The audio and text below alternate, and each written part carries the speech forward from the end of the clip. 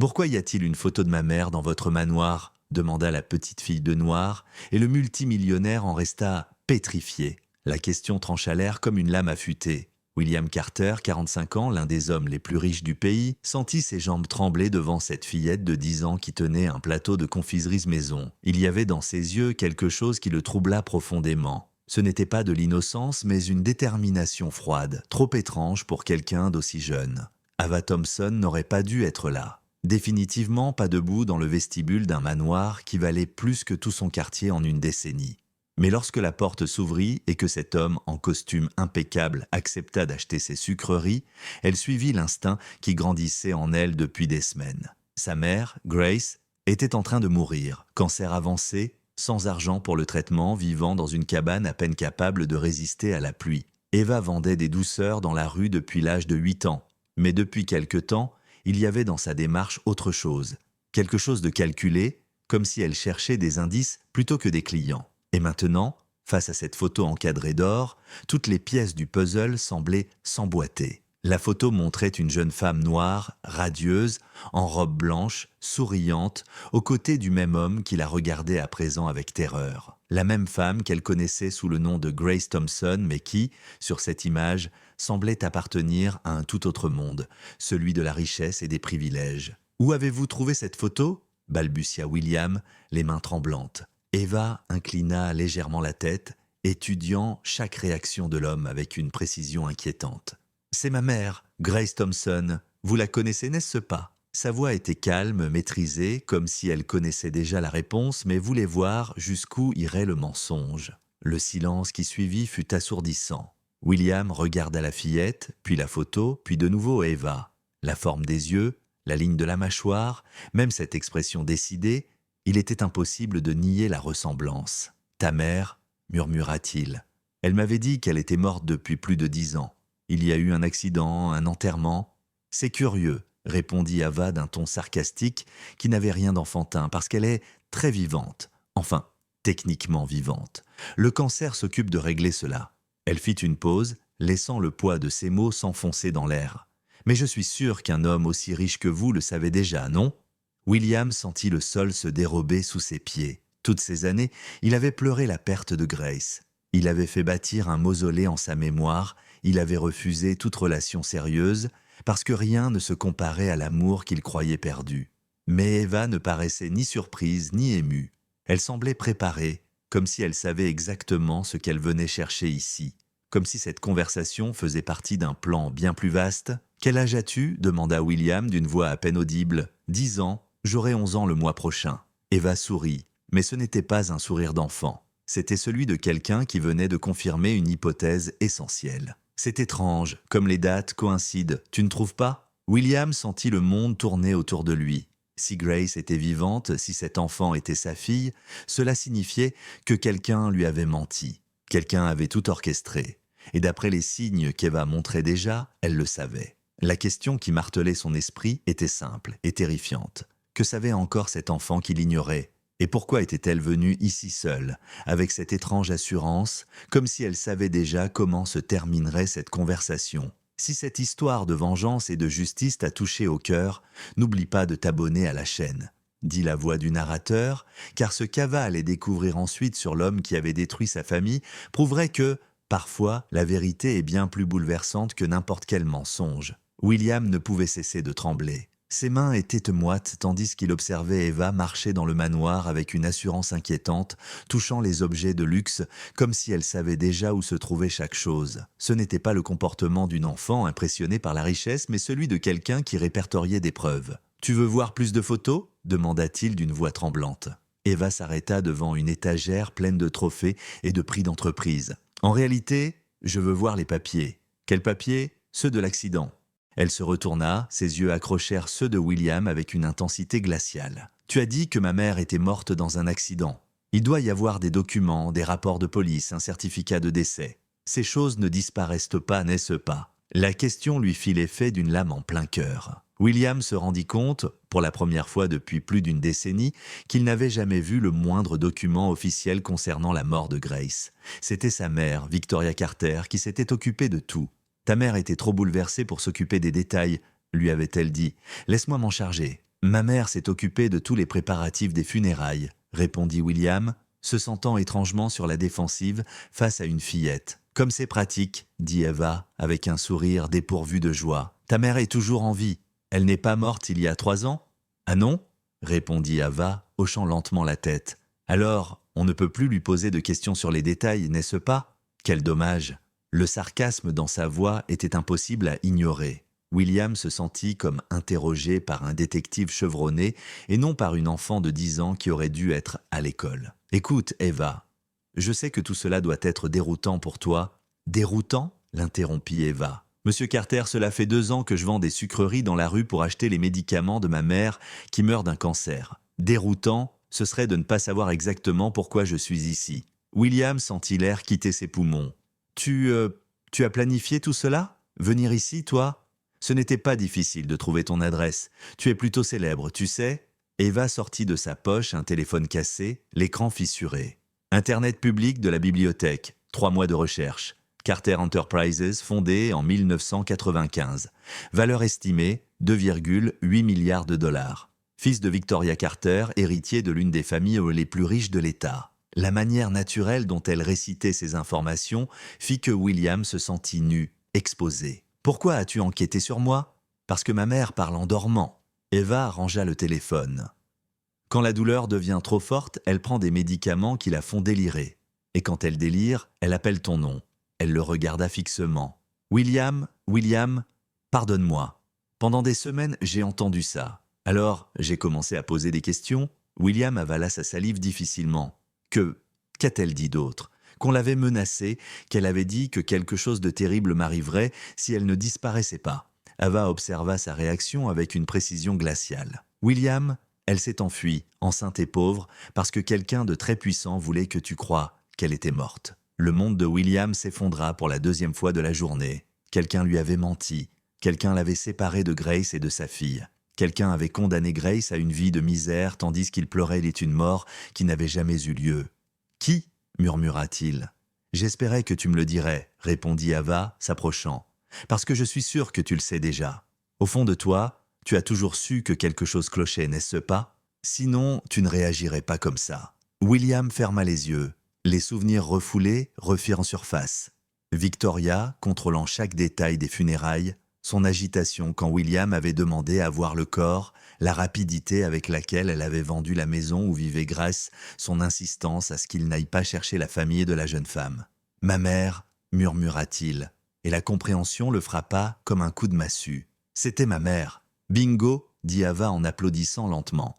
La femme la plus puissante de l'État décide qu'une fille pauvre n'est pas assez bien pour son fils millionnaire. Grace disparaît mystérieusement. Tu ne questionnes rien parce que tu es trop dévasté. Tout le monde y trouve son compte, sauf Grace, et l'enfant qu'elle portait dans son ventre. « Comment peux-tu en être si sûr ?» demanda William. « Parce que hier soir, quand ma mère a eu un autre épisode de délire, elle a mentionné un nom que je ne connaissais pas. » Eva le fixa droit dans les yeux. « Montgomery & Associates. Un cabinet d'avocats très cher que ta mère utilisait pour régler des problèmes délicats. » William sentit ses jambes fléchir. Montgomery & Associates était effectivement le cabinet que sa mère engageait pour ses affaires confidentielles. « Tu es entré en contact avec eux ?» Une fillette de 10 ans appelant un cabinet d'avocats pour demander des informations sur un chantage vieux de 20 ans, Eva eut un petit rire. « Il me dirait sûrement de retourner à l'école. » Mais un héritier multimillionnaire, lui, posant des questions sur les activités suspectes de sa mère décédée, ce serait une conversation très différente, tu ne crois pas? La froideur méthodique avec laquelle elle calculait chacun de ses mots était terrifiante. William comprit qu'il avait totalement sous-estimé cet enfant. Elle n'était pas apparue à sa porte par hasard, ni par innocence. Elle était venue avec un plan. « Qu'est-ce que tu veux de moi, Eva? La justice. » Le mot sortit de sa bouche avec une détermination si ferme que William recula d'un pas. « Ma mère est en train de mourir parce que nous n'avons pas eu l'argent pour un traitement adéquat. Je travaille dans la rue depuis mes 8 ans parce que quelqu'un a volé à notre famille ce qui lui appartenait. Et toi, tu as vécu 11 ans de deuil inutile parce que quelqu'un t'a menti. » Ce jour-là, William regarda la fillette devant lui, sa fille, et pour la première fois depuis des décennies, il ressentit autre chose que la tristesse ou la nostalgie. Il ressentit de la colère. Une colère pure, légitime, contre celui ou celle qui avait orchestré une telle cruauté. Et si j'obtiens ces informations auprès des avocats demanda William, d'une voix empreinte d'une fermeté qu'il n'avait plus ressentie depuis des années. Eva sourit, cette fois un vrai sourire. Alors découvrons ensemble combien de lois ta mère a violées pour nous séparer. Elle marqua une pause, puis ajouta calmement, et ensuite, faisons en sorte que le monde entier découvre de quoi la famille Roy Carter est incapable lorsqu'il s'agit d'écraser des innocents. Le feu dans ses yeux était indéniable. William réalisa que sa fille n'avait pas seulement hérité de ses yeux, mais aussi de sa détermination, de son intelligence et, apparemment, de sa capacité à planifier la vengeance avec une précision chirurgicale. Mais ni William ni Eva n'imaginaient qu'à ce même instant quelqu'un observait le manoir depuis la distance. Quelqu'un qui, depuis 3 ans, s'assurait que certains secrets restent à jamais enfouis. Et en voyant cette fillette franchir la porte de la maison de William, cette personne comprit que le passé venait enfin réclamer son dû. Le lendemain matin, William était assis dans son bureau privé, entouré de piles de documents qu'il n'avait pas touchés depuis des années. Eva avait passé la nuit dans le manoir, dormant pour la première fois de sa vie dans un vrai lit. Mais à 5 heures du matin, elle était déjà debout, prête à agir. « J'ai trouvé quelque chose d'intéressant », annonça-t-elle en entrant avec une tasse de café qu'elle s'était préparée elle-même. La facilité avec laquelle elle se déplaçait dans la maison était presque inquiétante, comme si elle avait toujours appartenu à cet endroit. William leva les yeux de ses papiers. « Qu'as-tu découvert ?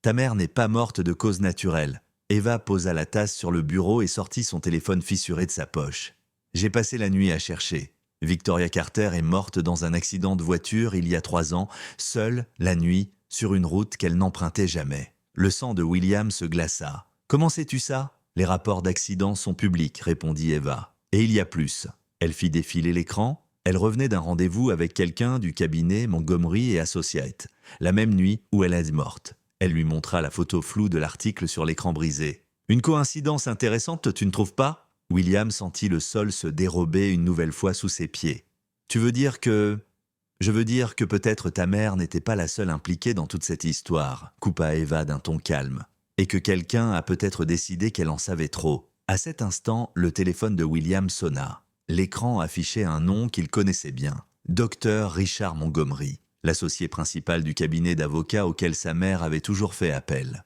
Mais William n'avait jamais parlé directement avec lui auparavant. « Monsieur Carter, » dit la voix grave à l'autre bout du fil, « j'aimerais organiser une rencontre urgente. Certains dossiers liés aux affaires de votre défunte mère nécessitent notre discussion. » William jeta un coup d'œil à Eva. Elle lui fit un signe discret. « Mets-le sur haut-parleur. Bien sûr, docteur Montgomery. De quel type d'affaires s'agit-il ? » « Je préfère ne pas en parler au téléphone, » répondit l'avocat. « Disons simplement que certaines situations du passé commencent à créer des complications dans le présent. Pouvez-vous venir cet après-midi ?» Lorsqu'il raccrocha, Ava souriait. Ce n'était pas un sourire d'enfant. C'était celui de quelqu'un qui venait de confirmer une théorie. « Ils sont nerveux, dit-elle. Pourquoi un cabinet d'avocats appellerait-il soudainement, après 3 ans de silence, à moins que quelqu'un ne leur ait parlé de notre conversation d'hier ?»« Ava, c'est impossible, » répondit William. « Il n'y avait personne d'autre ici. »« Personne que tu aies vu ?» murmura-t-elle. Elle s'approcha de la fenêtre et désigna un véhicule sombre garé de l'autre côté de la rue. « Cette voiture était déjà là hier soir quand je suis arrivé. Et elle est toujours là. Je suis sûr qu'elle n'appartient pas à ton voisin. » Un frisson parcourut l'échine de William. Quelqu'un surveillait la maison. « Qu'est-ce qu'on fait maintenant ?» demanda-t-il. « On va à cette réunion, » dit Ava posément, mais pas seule. Elle sortit de sa poche une carte de visite froissée. « Pendant que tu dormais, j'ai passé quelques appels. »« Tu connais Samantha Torres ?» William leva les yeux, surpris. Bien sûr qu'il connaissait ce nom. Samantha Torres, journaliste d'investigation célèbre, connue pour avoir dénoncé des scandales de corruption dans la politique et les grandes entreprises. Elle avait fait tomber au moins 2 sénateurs et une douzaine de PDG au cours des 5 dernières années. Comment une fillette de 10 ans obtient-elle le numéro personnel de Samantha Torres ? Demanda William, abasourdi. Eva haussa les épaules. Les bibliothèques publiques ont des ordinateurs, tu te souviens ? Et parfois, quand on raconte la bonne histoire aux bonnes personnes, elles écoutent. Elle remit la carte dans sa poche.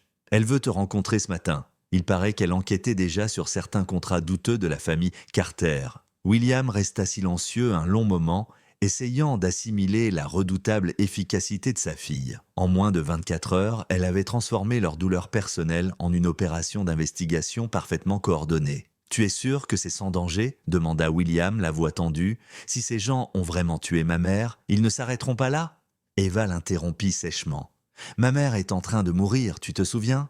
On n'a pas le temps d'être prudent, seulement celui d'être intelligent. » 2 heures plus tard, William était assis dans un petit café discret du centre-ville, observant Samantha Torres feuilleter un dossier épais. La journaliste, une femme d'une quarantaine d'années, au regard perçant et aux cheveux gris, tirant sur l'argent, ne montrait aucun signe de surprise face à tout ce qu'elle venait d'entendre. « Ton récit confirme certaines suspicions que je nourris depuis des années, » dit-elle en refermant la chemise. Victoria Carter n'était pas seulement riche et autoritaire. Elle était au cœur d'un réseau de chantage et de manipulation qui allait bien au-delà des affaires familiales. « Quel genre de réseau ?» demanda William, la gorge sèche. « Des juges achetés, des politiciens dans sa poche, des chefs d'entreprise réduits au silence. Ta mère n'a pas seulement séparé Grace de toi, elle a détruit des dizaines de familles pour protéger les intérêts de l'élite. » Samantha plongea son regard dans celui de William. Et Montgomery & Associates étaient les architectes juridiques de tout cela. William sentit la nausée le gagner. « Combien de familles ? » « Au moins 15 cas documentés sur les 20 dernières années, » répondit la journaliste. Grace n'était qu'un exemple parmi d'autres. Elle rouvrit la chemise et étala sur la table des photos, des certificats de décès falsifiés, des contrats truqués. « Ta fille n'a pas seulement apporté son histoire personnelle, dit-elle en désignant Eva sur une photo. Elle a apporté la clé qui peut faire tomber une conspiration vieille de plusieurs décennies. » Quand William rentra chez lui, il trouva Eva dans la bibliothèque, penchée sur des cartes de la ville et des notes manuscrites éparpillées partout. « Comment ça s'est passé ?» demanda-t-elle sans lever les yeux. « Pire que ce qu'on pensait, et mieux aussi. » William s'assit à côté d'elle. « Ta mère n'était pas la seule victime, et maintenant, on a une journaliste d'investigation avec nous. »« Parfait, » répondit Eva en relevant enfin la tête, les yeux brillants d'une détermination qui rappela douloureusement à William celle de Grace. « Parce qu'on va en avoir besoin. »« Pourquoi ?» demanda-t-il inquiet. « J'ai appelé Montgomery & Associates il y a 1 heure. »« Tu as fait quoi ?» J'ai prétendu être la secrétaire d'un autre cabinet et j'ai obtenu des informations intéressantes. »« Quelles informations ? » ?»« Ils organisent une réunion d'urgence demain soir.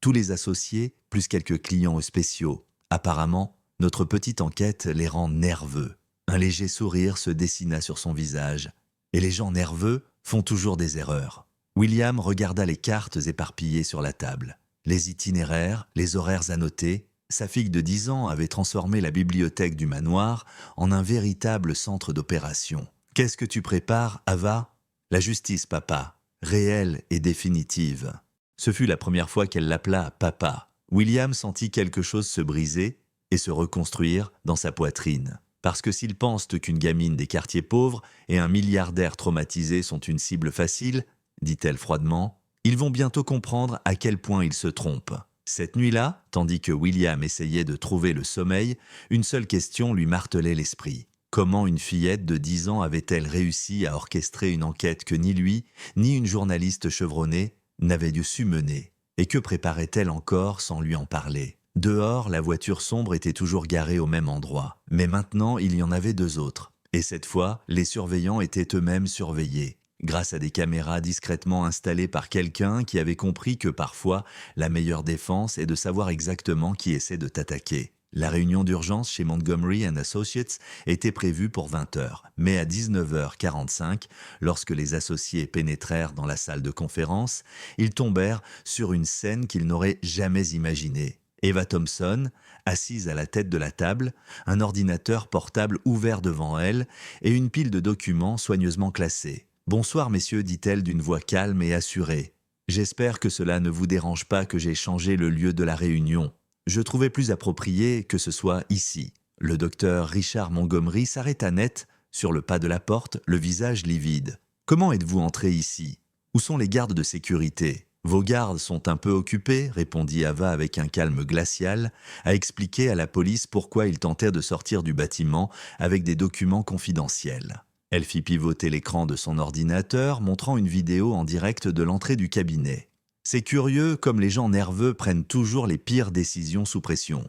À ce moment-là, William entra derrière les avocats, accompagné de Samantha Torres et de 2 agents fédéraux. Son visage exprimait à la fois la fierté paternelle et l'incrédulité absolue. « Messieurs, » annonça Samantha d'une voix ferme, « vous êtes officiellement sous enquête fédérale pour conspiration, chantage, falsification de documents et homicide. C'est absurde, s'écria le docteur Montgomery, essayant de garder contenance. « Vous n'avez aucune preuve ?» Ava esquissa un sourire. « Vraiment? C'est intéressant ?» Elle posa un doigt sur le clavier de son ordinateur. « Parce que ces dernières 72 heures, vos propres téléphones ont enregistré des conversations très révélatrices. » Puis elle appuya sur une touche. La voix de Montgomery résonna dans la salle. Il faut se débarrasser de la gamine avant qu'elle ne trouve d'autres preuves. Si elle découvre les autres dossiers, si elle découvre ce que nous avons fait à la mère de Carter, et il y en avait plus.